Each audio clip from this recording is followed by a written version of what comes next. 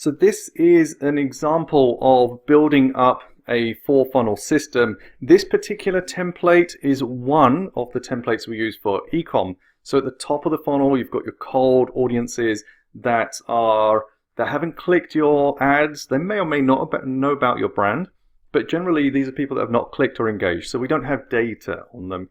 Then the next level down is warm, so it could be video viewers, fans, etc., etc., all the way down to hot.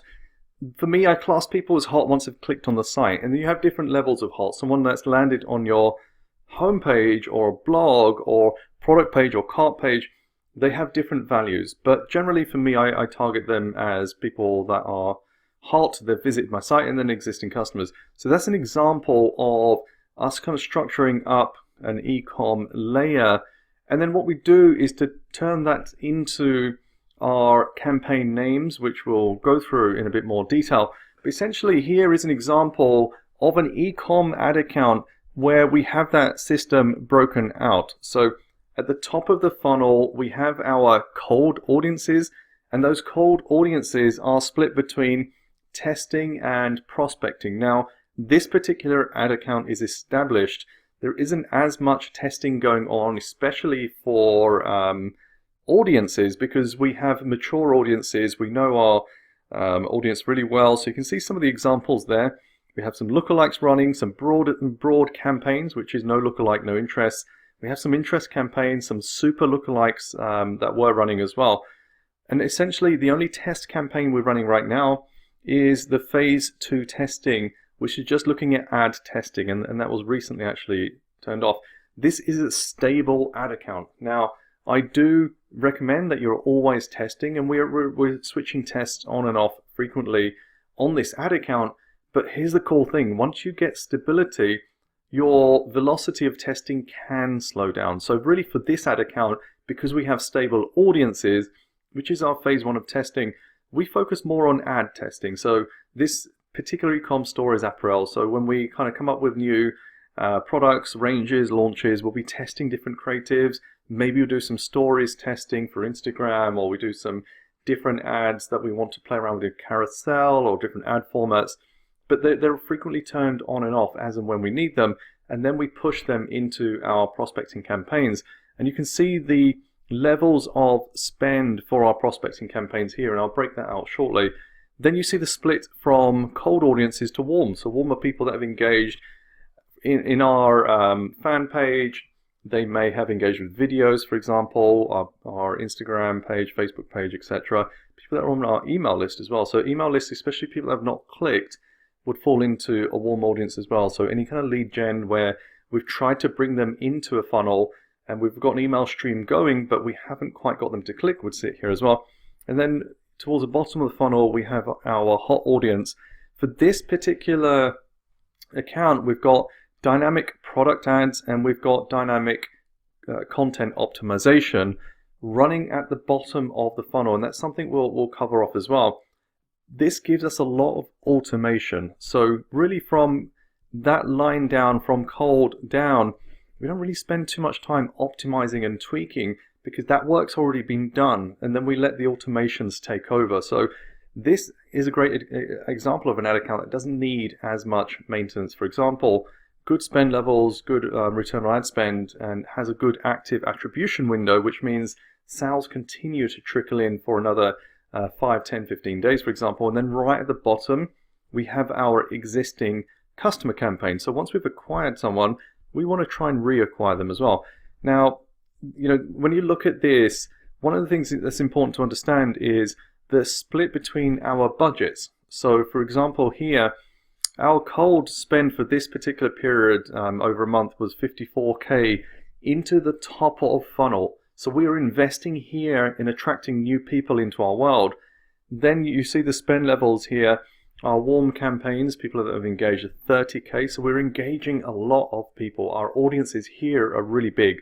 And the thing is, we're spending 54K top of funnel partly for direct response. We want people to click, but also partly for engagement. We want people to engage and then bring them into our world. It's something which a lot of performance marketers don't really understand, is how to best use Facebook to bring people into your funnel. It's not always to get the click. Sometimes it's the engagement, and you can come back and convert them later as we do, and I'll show you the split in revenue. Then we have our hot campaigns. Only 12% of our budget is going into our website retargeting, and only 7% of our budget goes into existing customers. Now, you might look at some of these ROAS numbers and say, you should spend more money there, but the fact is these audiences are smaller, and we spend as much as we can without having a negative impact on performance. It's really important to understand that the lower the funnel you go, the fewer the customers, and also the potential for your frequency to increase so much that it damages performance. I'm not one of those that will say, you need to monitor frequency at the bottom of the funnel. It's not the case. I monitor my key performance indicators, whether that's CPA or ROAS, and as long as they're good, then I'll keep edging up that budget to a level where I'm comfortable getting good performance. So that's a kind of breakdown of the spend numbers, but now let's compare that to revenue numbers. So if we're saying 52% of our spend is coming from cold audiences, only 30% of our revenue is coming from there. Actually, 58% of our revenue is coming from some form of retargeting, yet our budget going into retargeting is not as high. And some of you will look at this and say, it's obvious you're funneling people in and retargeting and selling. This is, I believe, an e-com store that does $100 AOVs, average order value. At that level, you need to be working a bit more on building rapport and connection. It's a big part of the 4-funnel system, is bringing people into your product world, into your website, based on the level of engagement that you need to bring in based on the average order value and the type of product. So, are they aware of what kind of products you're selling? So if you're selling apparel, people know what clothes are, for example. So you don't need to explain the benefits of wearing clothes. You do need to explain the benefit of wearing your clothes, the clothes that you're selling, for example. So for us, we do that in the cold. We bring people in based on attracting them into our ideal buyer for this particular market. We create video ads that show how nice the apparel looks in different situations, etc. And some of that drives sales, some of it drives engagement, and then really down here, we're now starting to work on bringing people in based on user-generated content, based on testimonials and things like that. So we really want to kind of trickle them through. And you can see that in the results, that a lot of our performance is coming here in terms of revenue. And then you look at our existing customers. So only 7% of our budget, so 7K in this particular month, went into existing customers, generated 12% of total revenue. That's, I think it's like 4x ROAS. Could be better, 3.5, whatever it is. But the important thing is understanding how to trickle your customers through and understanding the difference between what you're spending top of the funnel and where the money's actually coming from. So that's an example for e-com. And to give you another kind of illustrative example, this is a digital product. So with a digital product, I think the key difference with e-com is that the time to purchase is often shorter. Now, it does depend on the type of digital product you're selling. It does depend on the average order value, competition, how novel the product is, for example. But one of the key things about digital products is often people are buying the brand behind it. If you have a personality brand, or you've got something to sell in a market that's overcrowded, for example, like I do, for example. So when I'm pushing ads for the cookbook, for example, I'm trying to cut through in a crowded market.